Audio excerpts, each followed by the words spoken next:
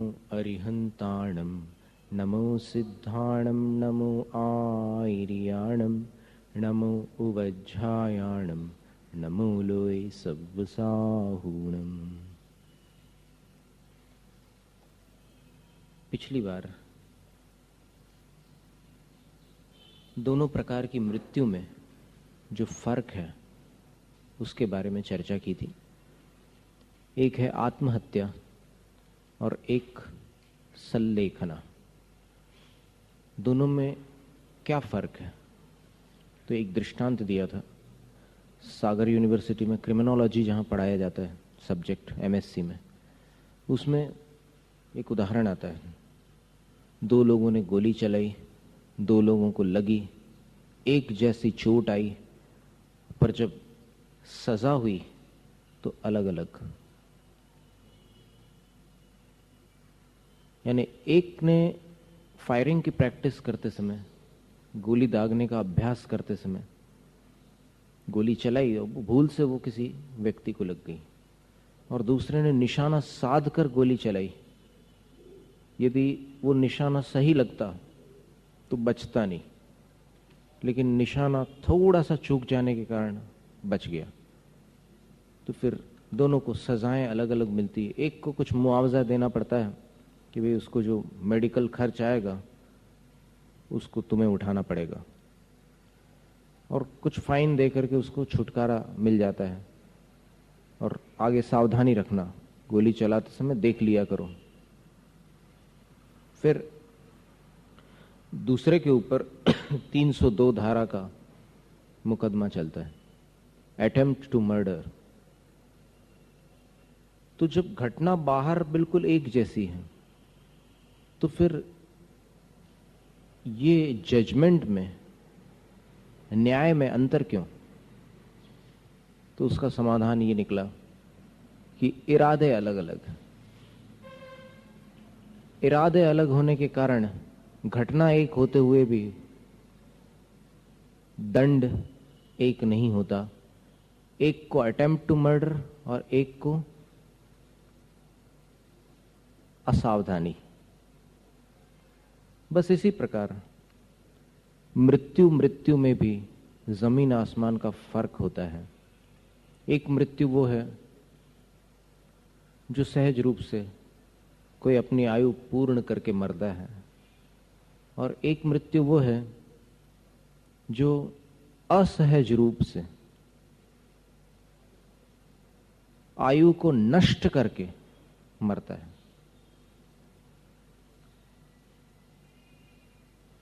तो सल्लेखना और आत्महत्या में जो फर्क है, वहां अपने को दोनों के इरादों पर ध्यान देने से बात समझ में आ सकती है। आत्महत्या करने वाले का इरादा यह है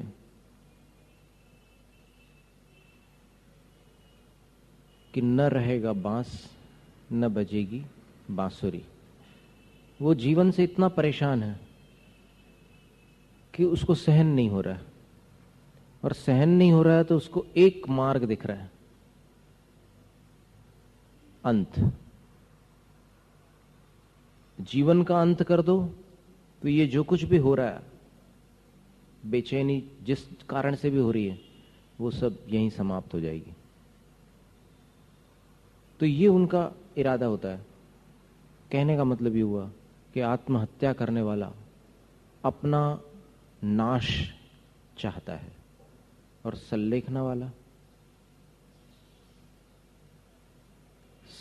वाला मरने के लिए सल्लेखना नहीं ले रहा है, किंतु मरण को निकट जानकर साधना कर रहा है। मरण को नहीं साध रहा है, मरण को निकट जानकर धर्म ध्यान, कषाय विजय आदि की साधना कर रहा है। तो दोनों में अंतर हो गया। अभिप्राय बिल्कुल भिन्न भिन्न है। एक मरने के लिए कर रहा है और दूसरा मरण आने पर कर रहा है। दोनों में अंतर हो गया। आत्महत्या करने वाला जीवन से भाग रहा है, ठीक है, और भागता कौन है? वीर भागता है या कायर? कायर। तो आत्महत्या कायरता है, क्योंकि उसको वो सहन नहीं हो रही परिस्थिति, तो उसको एक ही रास्ता दिख रहा है, सामना नहीं कर सकता तो चलो भाग जाओ, और भागने का जो रास्ता है वो मौत है उसकी दृष्टि में, इसलिए मर रहा है वो। और संलेखना धारण करने वाला मृत्यु से भाग नहीं रहा है, लेकिन मृत्यु का सामना कर रहा है। सामना यानी ये मृत्यु आ रही है, उसके एक एक क्षण को जागृत होकर, क्या मृत्यु की जो जीवन की अंतिम घड़ियां होती है, मृत्यु तो एक समय में हो जाती है, लेकिन उन घड़ियों को पूरी जागरूकता के साथ पूरे होश में वो देख रहा है। और उस समय उसके हृदय का भाव ये है कि देखता हूं ये मृत्यु मुझे कैसे परास्त करती है। कितना फर्क है? ये कहलाता है वीर। और वो जीवन नष्ट करने चला है, मुसीबतों से भाग रहा है, अब उसको कुछ भी सहन नहीं हो पा रहा है, मर करके वो सबको समाप्त करना चाहता है, अपनी जितनी मुसीबतें उनको, वो कायरता है। दोनों में कितना अंतर हो गया। और इसी प्रकार देखो, संलेखना की बाह्य प्रक्रिया को देखने पर कई लोगों के मन में शंका होती है कि देखो इसने खाना कम कर दिया, अब ये क्या तरीका है? अब देखो ये उपवास भी कर रहा है, शरीर कितना दुबला हो गया, वेट लॉस कितना हो गया, वजन कितना घट गया, ये क्या तरीका है? अगर मृत्यु आ रही है तो आने दो ना। लेकिन ये सब बात ऐसे, इससे लगता है कि ये इच्छा मरण है। मृत्यु आ नहीं रही है, किंतु वो आहार पानी धीरे धीरे छोड़ छोड़ करके मृत्यु को निमंत्रित कर रहा है। ऊपर से देखने पर ऐसा लगता है, और वास्तव में गहराई में जाकर देखो तो कभी कभी कुछ चीजें ऊपर से एक जैसी लगती है, जैसे दो लोग बैठ करके पूजा कर रहे हैं, एक जैसे लग रहे हैं दोनों, क्योंकि पूरी विधियां एक जैसी हैं। लेकिन अगर इंटेंशंस देखो, दोनों के विचार देखो, तो फिर दोनों में अंतर मिलेगा। एक भक्ति भाव से पूजा कर रहा होगा और एक किसी स्वार्थवश कि भाई अब कोई रास्ता तो निकल नहीं रहा है, चलो ये ट्राई करके देखते हैं। वो पूजा को ट्राई कर रहा है, और वो दूसरा अपने आप को रोक नहीं सकता। जिसके हृदय में भक्ति है वो अपने आप को पूजा करने से रोक नहीं सकता, और ये ऐसी मजबूरी आ गई है कि अब पूजा के सिवाय कोई चारा नहीं है। कितना अंतर है दोनों में? तो दोनों के फल एक होंगे क्या? नहीं हो सकते। भक्ति का फल अलग होता है, स्वार्थ का अलग होता है। तो यहां पर आत्महत्या और संलेखना में भी ऐसे बहुत सारे अंतर हैं। वास्तव में पिछली बार हमने ये बात बताई थी कि एक जीवन से हार कर मर जाता है, अपघात कर लेता है, और एक वो है जो जानता है कि मर सकता हूं, लेकिन बहादुरी के साथ युद्ध के मैदान में लड़ने चला जाता है।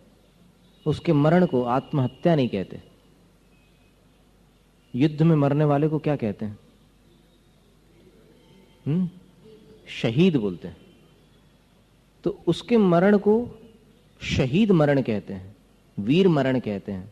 क्यों? अरे भाई, जब मालूम है कि युद्ध के मैदान में मौत हो सकती है तो गए क्यों? और अगर तुम अपनी इच्छा से गए हो युद्ध लड़ने तो वो इच्छा मरण हो गया, और इच्छा मरण इज इक्वल टू सुसाइड। इच्छा मरण करो तो उसी का नाम तो आत्महत्या है।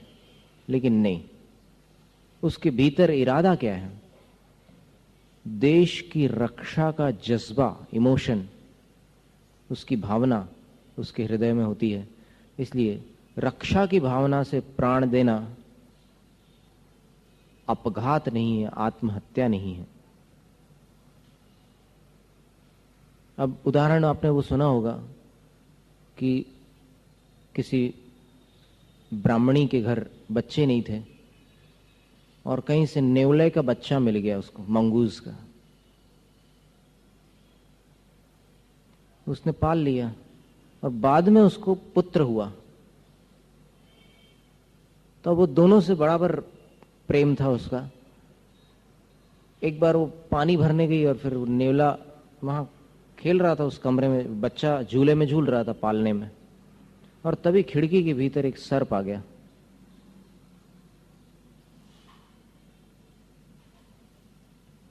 सर्प आ गया, अब नेवला उस सर्प से भिड़ गया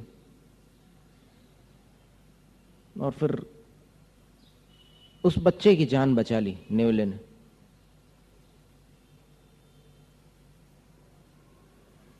अपने आप को खतरे में डालकर उस नेवले ने सांप से युद्ध किया, सांप को परास्त कर दिया, बच्चे की जान बचा ली। फिर बाद जो घटना हुई बाद में, वो तो एक दुर्घटना हो गई कि उसने उतावली में ऐसा विपरीत निर्णय लेकर नेवले के मुंह में खून लगा हुआ देखकर उसको गलत धारणा बना ली और फिर आगे दुर्घटना हो गई। पर जब वो नेवला सर्प से लड़ने गया, अथवा भक्तामर स्तोत्र के 5वें काव्य में सोहन तथापि तव भक्ति वशान मुनीश कर्तनस्तवम विगत शक्तिरपि प्रवृत्त प्रीत्यात्म वीर्यम अविचार्य मृगी मृगेन्द्रम नाभ्येति किन निज शिशोः परिपालनार्थम। वो हिरणी जब शेर के सामने आ जाती है अपने बच्चे को बचाने के लिए, अगर शेर उस हिरणी को मार डाले, वो तो मार ही डालेगा, तो हिरणी ने आत्महत्या की क्या? ये प्रश्न है। इंटेंशन समझाने के लिए हम ऐसे दृष्टांत आपके सामने प्रस्तुत कर रहे हैं। इरादा तो जान देने पर भी हर मरण को आत्महत्या की श्रेणी में नहीं रखा जा सकता, ये चर्चा है। हिरणी अपने बच्चे को बचाने के लिए अगर शेर के सामने चली जाती है और शेर उसको मार डाले, तो उस मरण को हिरणी की आत्महत्या नहीं कह सकते, बल्कि रक्षा में उसने प्राण दे दिए।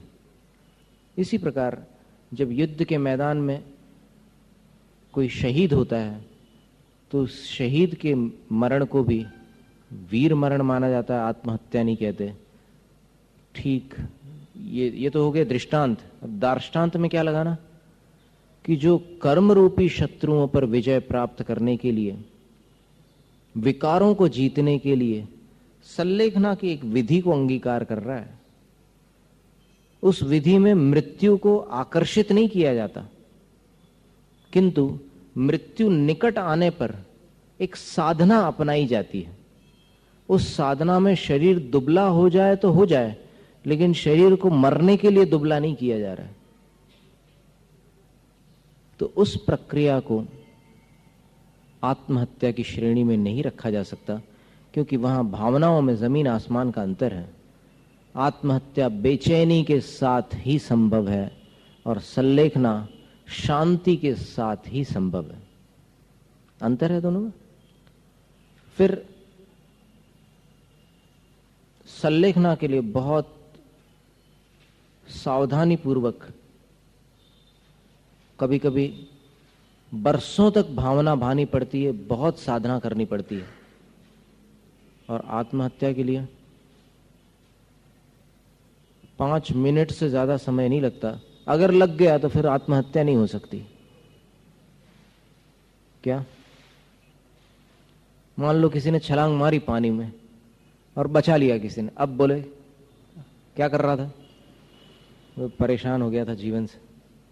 अच्छा, क्या परेशानी है?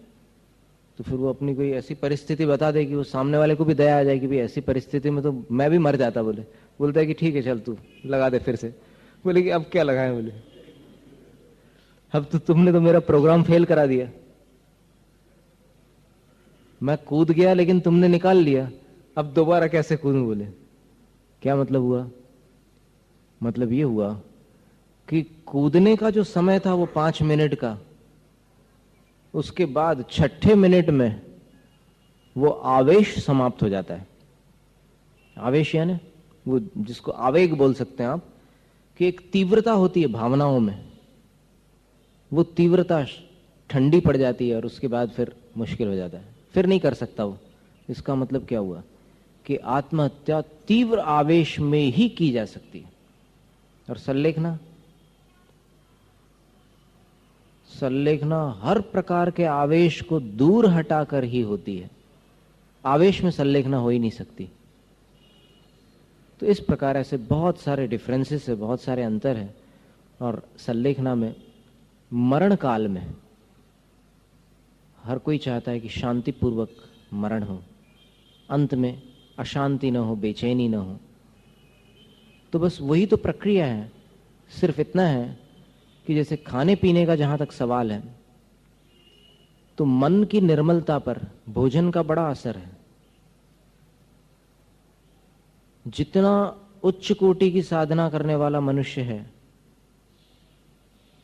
जितना अधिक भोजन संयम रखने वाला है, तो उसका मन उतना ही अधिक वश में होता है। रसना इंद्रिय को जिसने जीता, बाकी इंद्रियां और उसका मन भी उसके काबू में आ जाता है। इसका उदाहरण एक दिया था हमारे गुरु महाराज ने कि मुंह में शक्कर से भरी हुई चम्मच रख दो, लेकिन वो 5 मिनट बाद सूखी निकले। शक्कर से भरी हुई ऐसे चम्मच रख दी, शक्कर को मुंह के अंदर नहीं लिया, लेकिन ऐसे रख दी मुंह में, और 5 मिनट बाद उसको निकालो, सूखी की सूखी निकले। बेहोशी की दवा लेकर नहीं, जागृत अवस्था में, पूरे होश में इंद्रिय विजय बड़ी चीज होती है। और इसी प्रकार मिठाई खाते समय चेहरे का भाव और करेले का रस पीते समय चेहरे का भाव एक जैसा रहता है। तो साधना इसका नाम है कि बाह्य चीज का अंदर असर न हो,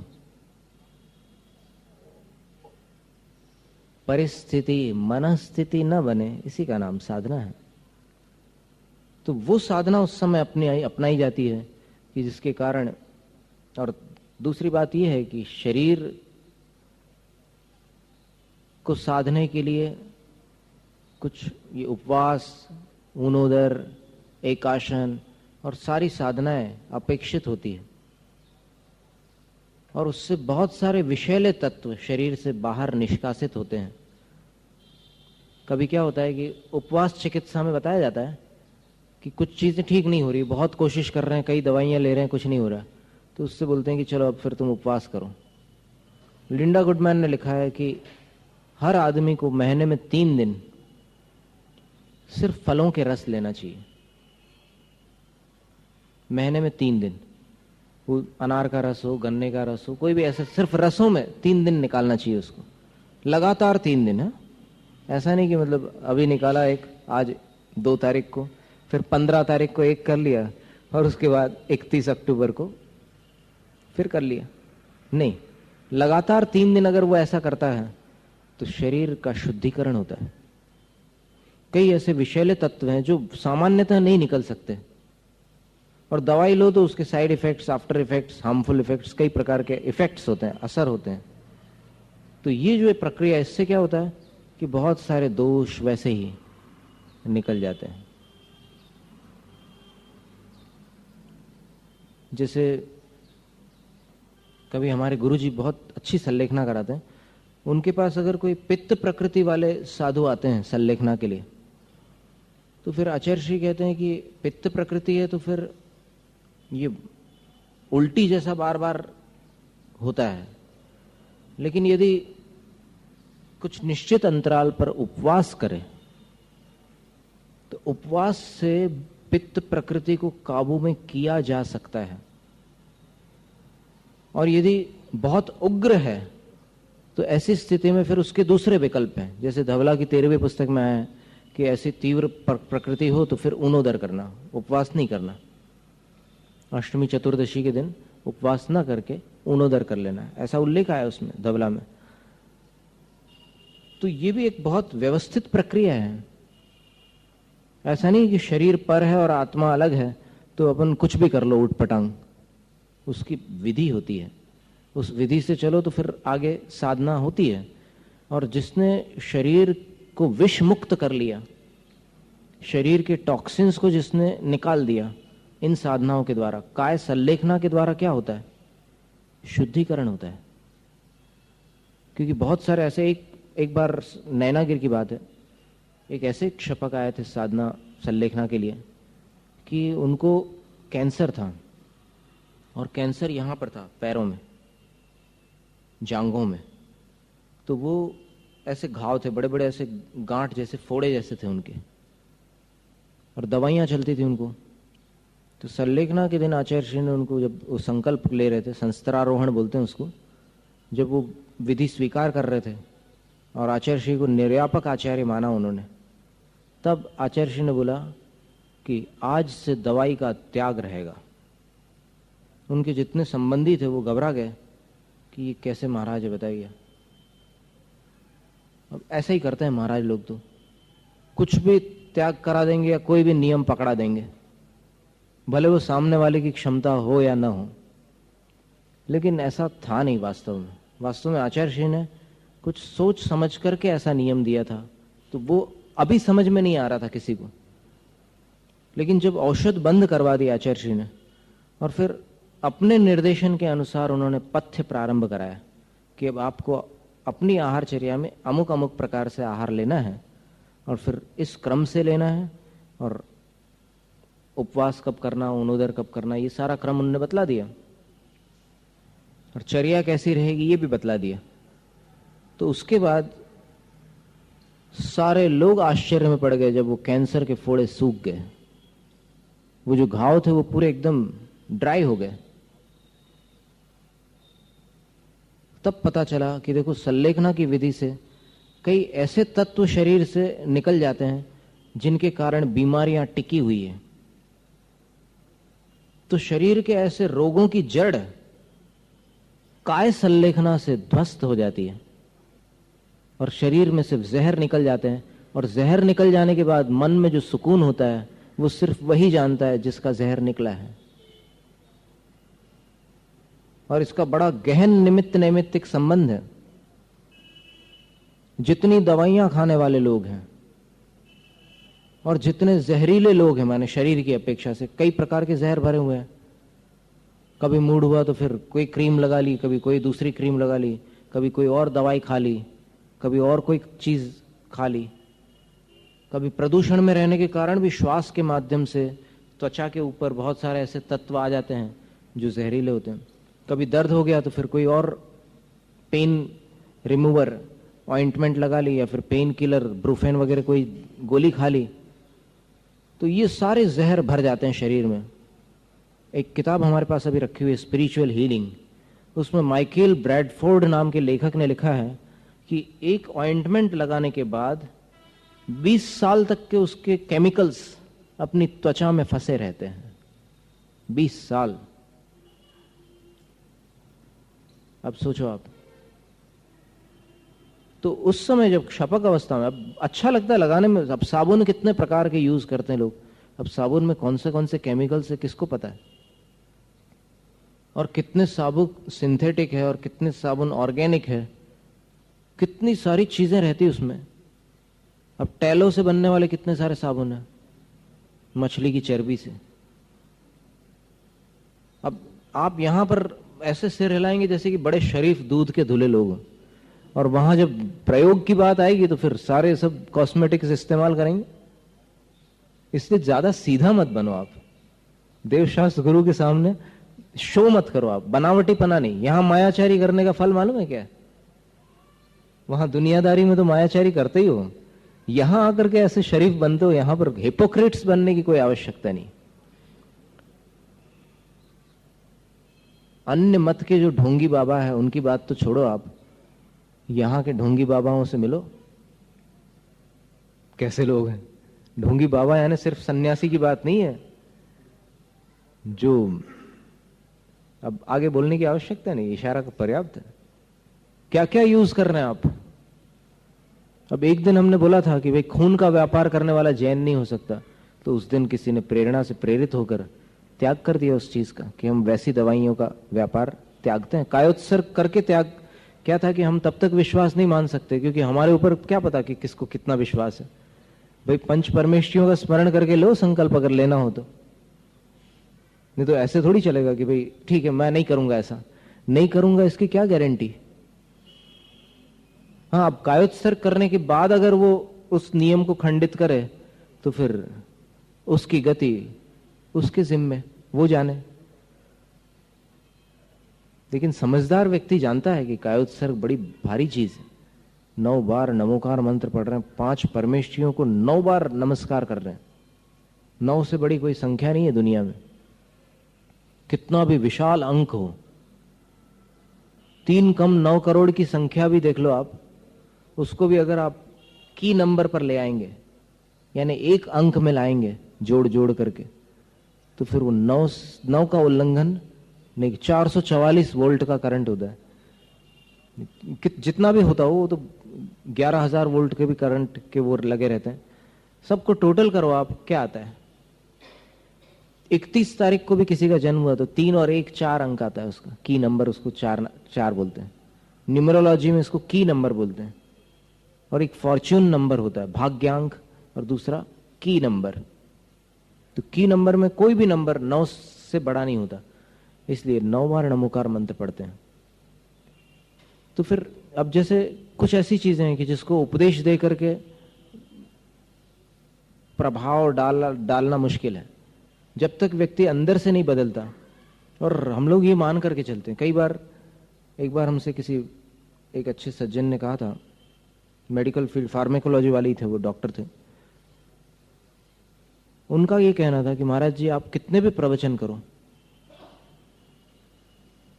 जनता टस से मस नहीं होने वाली। जिसको सुधरना है वही सुधरता है। बोले महाराज आप बोलते हैं, बस सुनते हैं लोग, और सुन करके उसका थोड़ा सा उनको मन में शांति मिलती है, बाकी करते वही है जिसको जो करना है वो।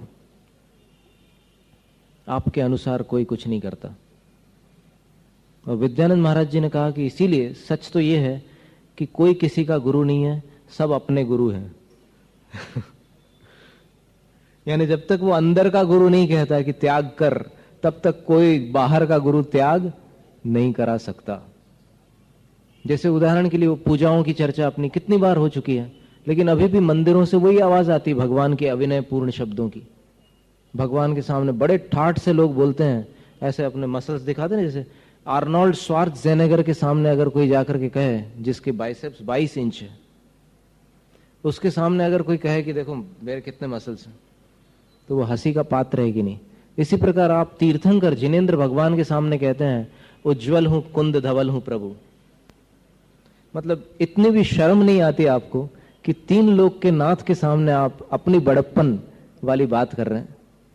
लेकिन ये बात हम 50 बार कहें तो भी कोई असर नहीं होने वाला। जब तक आपके अंदर का गुरु बोले कि अब छोड़ दे, तभी छोड़ सकते हैं आप। उसके पहले हमारी ताकत नहीं छुड़ा दे हम आपको। और सुधा सागर जी की स्टाइल ऐसी है कि वो आपके अंदर के गुरु को इंजेक्शन लगा देते हैं कि बोल तो वो अंदर का गुरु बोल ही देता है। तो वो अगर किसी के पीछे पड़ते हैं तो फिर वो उनकी स्टाइल अलग है। बाकी हमारा विचार तो ये रहता है कि हम सामने वाले को सोचने देते हैं कि भाई तुम सोचो, क्योंकि तुम सोच कर करोगे तो फिर वो स्थायी रहेगा निर्णय, और बिना सोचे करोगे तो थोड़े दिन बाद बेईमानी आएगी। कभी भी दबाव में अगर निर्णय लिया जाता है तो वो बेईमानी पैदा करता ही है। दबाव में किया गया त्याग व्यक्ति को आगे चल करके बेईमान बना देता है।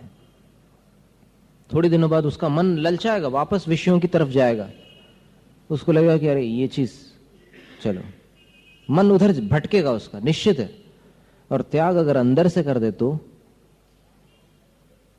वो तो गया काम से, छूट गया वो, अब कोई रिश्ता नहीं रहा, ये स्थिति होती। तो ये संलेखना की जो प्रक्रिया है, इसमें काय संलेखना का बड़ा महत्व है। काय संलेखना के माध्यम से शरीर के जहर निकल जाते हैं, और जब शरीर जब तक जहरीला होता है तब तक उसका असर मन पर पड़े बिना रह नहीं सकता। जितना जहरीला शरीर होगा उतना ही अशांत मन होगा। ये बिल्कुल आप लगा लेना, त्रैराशिक कर लेना, रेशियो बना लेना इसका। जितना अधिक जहरीला शरीर उतना ही अशांत मन होगा। फिर आप जैसे जैसे जहर को दूर करेंगे, जहर को दूर करने के लिए आपके पास अंदर की कोई प्रक्रिया नहीं है दूसरी। प्रतिक्रमण पढ़ने से शरीर का जहर नहीं मिटने वाला, दूर नहीं होने वाला। या फिर नमोकार मंत्र की माला फेरने से वो जो अंदर कोई केमिकल भरा हुआ है अपने शरीर में, वो कहां से निकलेगा? उसको निकालने के लिए ही जिनेंद्र भगवान ने बताया कि उपवास कर। छुटकारा नहीं है। तेरे को भूख लगती है, मेरे को पता है, लेकिन कोई चारा नहीं, उसके सिवा वो जहर निकल नहीं सकता, इसलिए वही पद्धति है। आप देखिए, लैक्सेटिव, परजेटिव वगैरह ले लेकर के सिर्फ ये भोजन नली को साफ कर सकते हैं, और साफी वगैरह जो ब्लड प्यूरिफायर्स हैं उनको लेकर के आप रक्त का कुछ शोधन कर सकते हैं, लेकिन कई ऐसे केमिकल्स हैं कि जो इतने बुरी तरह से फंसे हुए हैं अपने शरीर के टिश्यूज में, उनको कहां से निकालोगे? कोई चारा नहीं है। काय संलेखना के सिवाय बाह्य तप के बिना कोई रास्ता नहीं है। इसलिए बाह्य तप का जैन साधना में अत्यंत महत्व है। अब समझ में आ गया ना? नहीं तो फिर ये तो बात स्पष्ट थी कि भाई आध्यात्मिक साधना करना, कषायों को जीतना है। अब उपवास करने में क्या रखा है? कषायों को जीतना है तो फिर मन को शांत रखो, है ना? यही पद्धति है। लेकिन ऐसा नहीं है। मन का और शरीर का, तन मन का इतना निरपेक्ष भाव नहीं होता कि तन कुछ भी करता रहे और मन कुछ भी करता रहे, ऐसा नहीं चलता। दोनों का संबंध है, बड़ा घनिष्ठ संबंध है। और एक अलग बात है, मतलब कि ऐसे दूर से देख लिया, उसकी रहस्य और उसकी गहराइयों को अपन नहीं जान रहे तो भी ठीक है। मतलब वो कम से कम स्मृति में ला करके आज आप समझ सकते हैं कि वो ऐसा क्यों हो रहा था वहां। और आखिरी में जो शरीर के भीतर भीतर जो जमा हुआ मल होता है वो भी छूटने लगता है, और उसके बाद जब पूरा निर्मल हो जाता है शरीर, तब उसका चेहरा देखने लायक होता है। एक घटना हमारा मतलब मन ललचा रहा है कि हम आपको बता दें, पर जो लोग आज नहीं है वो बेचारे वंचित रह जाएंगे। आप बता देना, ठीक है? बड़ी सुंदर घटना है, सन 87 की बात है। आचार्य श्री बहुत गंभीर रूप से बीमार थे, थुबोंजी में चातुर्मास चल रहा था, और उस समय जयपुर से एक वैद्य आए थे, सुशील कुमार जी, और लगभग उसी वर्ष अपने एक बहुत बड़े आचार्य धर्म सागर महाराज जी, जिनको भोले बाबा भी कहते थे लोग, उनकी संलेखना हुई थी। और संलेखना होने के पहले लोगों की ये धारणा थी कि इतना हैवी शरीर, भारी शरीर है उनका, कि वो चलते हैं तो थोड़ी देर बाद बैठ जाते हैं, और फिर कोई ज़्यादा अध्ययन भी नहीं है उनका, पढ़ने लिखने में भी उतना सूक्ष्म ज्ञान नहीं उनके पास, सामान्य रूप से चर्चा करते हैं और फिर बिल्कुल मारवाड़ी और साधारण भाषा बोलते हैं। अब ये क्या संलेखना करेंगे? और इनको आचार्य पद मिल गया है, ये ले तो रहे नहीं थे, लेकिन फिर भी बस आचार्य बन गए हैं। कई लोग जो है, अलग अलग प्रकार के दिमाग है इंसान के, तो खुरापाती दिमागों में ये सब विचार चल रहे थे उस जमाने में। लेकिन कुछ लोग जानते थे कि नहीं, ये बहुत अच्छे साधु हैं, और ठीक है जैसे भी हैं, सरल है, ज्यादा पढ़े लिखे नहीं। ज्ञान सागर महाराज जी का भी आदर करते थे वो। ज्ञान सागर महाराज जी से धर्म सागर महाराज श्री की एक बार मुलाकात हुई थी, तो उन्होंने साथ में बैठा ला था अपने, एक साथ में, मतलब एक ऊंचाई बराबरी पर। विद्यासागर महाराज श्री नीचे बैठे थे, उस समय मुनि थे, तो उनके अंदर बहुत ही सरलता थी। उस समय ये चर्चा थी कि इनको कोई ऐसा गहराई में की पकड़ तो है नहीं शास्त्रों की, लेकिन कैसे भगवान जाने संलेखना कैसे करेंगे, इतना भारी शरीर है। भारी शरीर बहुत बाधक होता है साधना संलेखना में। पर ताज्जुब की बात यह है, जैसा हम कई बार कह चुके हैं, कि जिसने जीवन में कभी छल नहीं किया है उसको मौत नहीं छल सकती। तो इतना निश्चल जिनका सरल जीवन था, उनका अंतिम समय परीक्षा फल था। उस परीक्षा फल को देख सकते हैं कि उन विद्यार्थी ने क्या किया है जीवन भर। और संलेखना बिगड़ जाती है कई लोगों की, अलग अलग प्रकार की स्थितियां बन जाती है। तो जब धर्मसागर आचार्य महाराज का समय निकट आ गया, तब उन्होंने संलेखना की प्रक्रिया प्रारंभ कर दी। और प्रारंभ क्या कि 1 महीने में उनने जो साधना की है, उपवास आदि कर करके, सुशील कुमार जी के पुत्र ने उनके फोटोग्राफ्स लिए हैं और वो फोटोग्राफ्स वो आचार्य श्री को दिखला रहे थे। और किसी पुण्य योग से, सौभाग्य से उस समय आचार्य श्री वहाँ विराजमान थे और हम उनके चरणों के निकट बैठे हुए थे और वो फोटोग्राफ्स दिखा रहे थे। और उन फोटोग्राफ्स में उन्होंने बताया कि ये इतने दिन पहले का फोटो है, ये इतने दिन पहले का फोटो है, ये इतने दिन पहले का। आखिरी के फोटोज देखे तो एकदम नॉर्मल हो गया शरीर। जो एक्स्ट्रा वेट था, बहुत वजन था, उनका शरीर भारी था, तो वो सारा वजन गायब हो गया है। और उसके बाद फिर संलेखना का समय जब निकट आ रहा है तो फिर उन्होंने और भी फोटोग्राफ्स लिए हैं। जैसे कभी कोई बहुत बड़ी सर्जरी होती है, मेडिकल सर्जरी, तो उस समय क्या करते हैं कि वो पूरी रील निकालते हैं। वो कभी कभी हार्ट सर्जरी के 72 फोटोग्राफ्स लिए जाते हैं क्रम से, ताकि आगे आने वाले विद्यार्थियों को सिखाया जा सके कि देखो ये एक स्टेज होती है, फिर उसके बाद ऐसा होता है, ऐसा होता है। तो वैसे क्रम से उनने फोटोग्राफ्स निकाले धर्मसागर महाराज श्री के। और उन फोटोग्राफ्स में फिर एक ऐसा कोरा कुछ भी नहीं आया था। उसमें क्या था कि एक फोटोग्राफ ऐसे निकाला पूरा, तो उसमें एक शाइनिंग थी बॉडी में। महाराज श्री एकदम शांत बैठे हुए थे। फिर जब एकदम अंतिम समय निकट आ गया तब फोटोग्राफ्स निकालने लगे वो।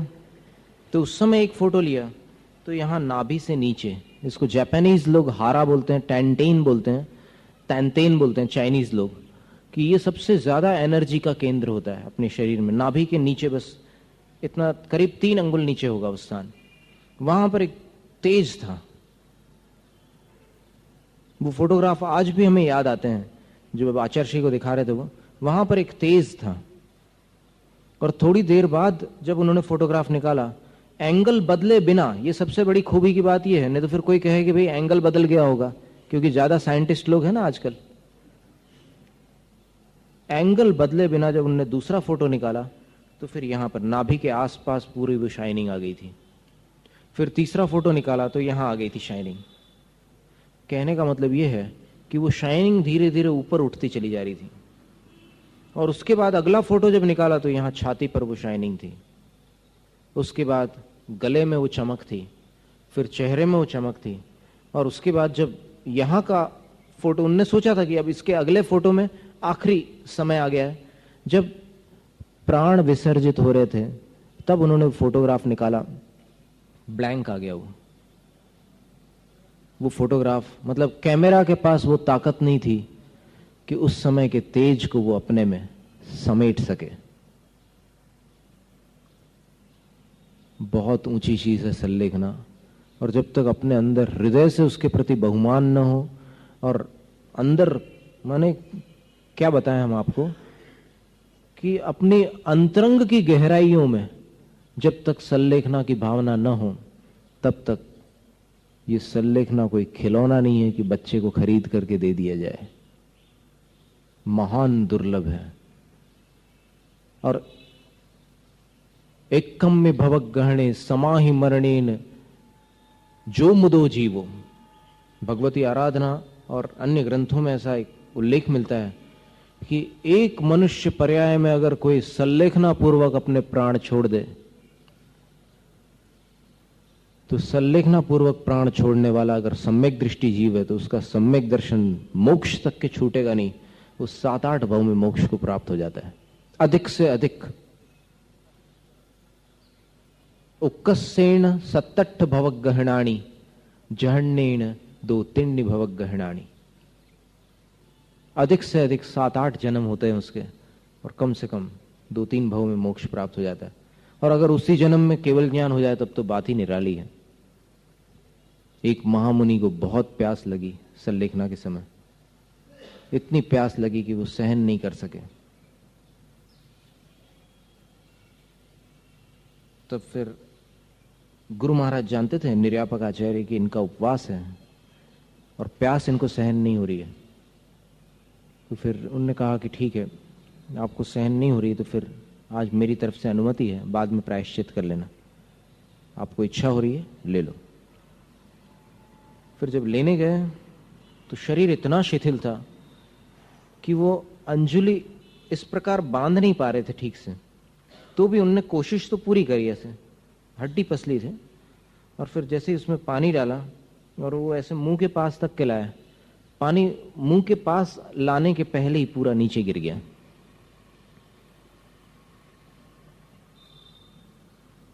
तो फिर आचार्य महाराज भी वहीं पास में ही थे और उनको दो लोगों ने ऐसे पकड़ा हुआ था बाजू से, हाथ भुजाओं को। बोले कि कोई बात नहीं, आपको हम पिला देते हैं। बोले तो फिर उन्होंने बोला कि आप,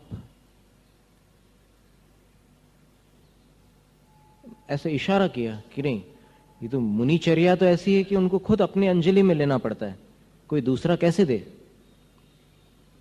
फिर आचार्य बोलते हैं कि आप ले तो पा नहीं रहे हैं, फिर कैसे होगा काम,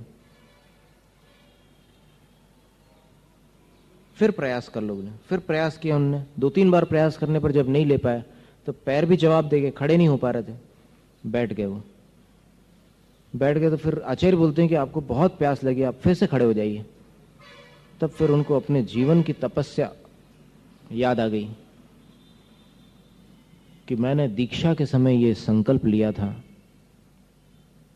कि जब तक पैरों में खड़े रहने की शक्ति होगी तभी तक आहार ग्रहण करूंगा। और अब मेरे पैरों ने जवाब दे दिया और गुरु कह रहे हैं कि पानी ले लो, फिर से खड़े हो जाओ। नहीं, मैं अपने संकल्प से पीछे नहीं हट सकता। उनने मना कर दिया। फिर गुरु महाराज ने बोला कि फिर 24 घंटे और कैसे निकालेंगे। तो उनने ऐसे इशारा किया कि 24 घंटे निकालने ही नहीं पड़ेंगे। और फिर इतनी विशुद्धि में आ गए वो कि कहते हैं कि वो सर्वार्थ सिद्धि में हेमेंद्र पद को प्राप्त हो गए। यानी जहां पर केवल महामुनि का प्रवेश है वहां चले गए। और सर्वार्थ सिद्धि जाने वालों का संगनन कौन सा होगा? वज्र ऋषभ नाराज संगनन। तो जरूरी नहीं कि संगनन मजबूत हो तो सहनशीलता भी ज्यादा हो, ऐसा कुछ भी नहीं है। संगनन अलग वस्तु है, सहनशीलता अलग वस्तु है। अब उच्चारण एक जैसा लगता है, इसलिए लगता है कि संगनन ज्यादा तगड़ा हो तो फिर सहन शक्ति भी ज्यादा होगी। सुकमाल स्वामी के पास कितनी थी सहन शक्ति? कौन सा संगनन था उनका? वज्र वृषभ नाराज संगनन उनका भी था, क्योंकि वो भी वहीं गए हैं सर्वार्थ सिद्धि। फिर सहन शक्ति थी कि नहीं उनमें? नहीं थी। सहन शक्ति का संबंध अपने अंदर से है। जितना अपन कषायों को जीतते हैं उतनी ही सहन शक्ति बढ़ जाती है। और सुकमाल स्वामी जिनको राई का दाना चुभता था, श्यालिनी के दांत उनको विचलित नहीं कर पा रहे हैं। इसका नाम है साधना। कि जब कषायों पर विजय प्राप्त हो जाती है तब वो सब वेदनाओं को पार कर जाते हैं।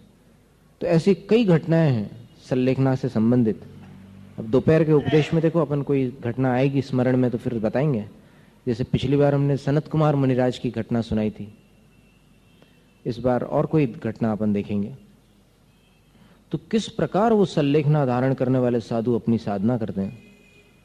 ऐसा नहीं है कि किसी के आशीर्वाद से सल्लेखना हो जाए, और ऐसा नहीं है कि मुझे आशीर्वाद नहीं चाहिए, सल्लेखना कर लूंगा मैं अपनी ताकत से, ऐसा भी नहीं है। दोनों बातों का संबंध है, लेकिन ये नियम है कि जिसके पास आत्मबल नहीं है उसकी सल्लेखना सफल नहीं हो सकती। आत्मबल होना बहुत जरूरी है, और एक कॉन्फिडेंस भी साथ में जरूरी है, आत्मविश्वास। वो आत्मविश्वास क्या? कि जिसके अंदर ये विश्वास हो कि मेरी सल्लेखना सफल होगी ही होगी, उसकी सल्लेखना असफल नहीं हो सकती। और ऐसा विश्वास किसके अंदर हो सकता है? सिर्फ उसी के अंदर जिसने ईमानदारी से साधना की है। जो अपने प्रति ईमानदार नहीं रहा है उसके अंदर ये डर हमेशा बना रहेगा कि पता नहीं क्या होता है, पता नहीं क्या होता है। क्योंकि वो जानता है ना कि मैंने जो कुछ किया है उसका परिणाम क्या हो सकता है। हर आदमी जानता है, कौन नहीं जानता? हर पापी जानता है कि पाप का परिणाम क्या होता है। अंदर से उसकी आत्मा उसको बेचैन करती है जिस दिन हत्यारा भी हत्या करता है, रात को नींद नहीं आती, भले वो पेशेवर मर्डरर हो, किलर हो, प्रोफेशनल हो, लेकिन जिस दिन खून करता है कोई खूनी, वो सो नहीं पाता। क्यों नहीं सो पाता? एक्साइटमेंट के कारण, गिल्ट के कारण, क्या कारण है? एक्साइटमेंट तो काम के पहले होता है, गिल्ट बाद में।